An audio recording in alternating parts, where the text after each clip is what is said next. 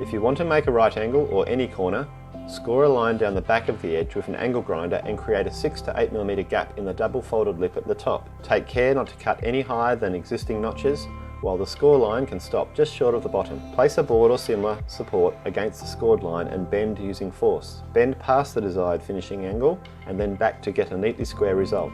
Perfect the corner with your rubber mallet. When one edge is to butt up to another or another surface, such as a wall or post, you can create your own connecting tab. See how the top portion has been removed and a line scored to allow this tab to be created. Force by hand while supporting the fold line.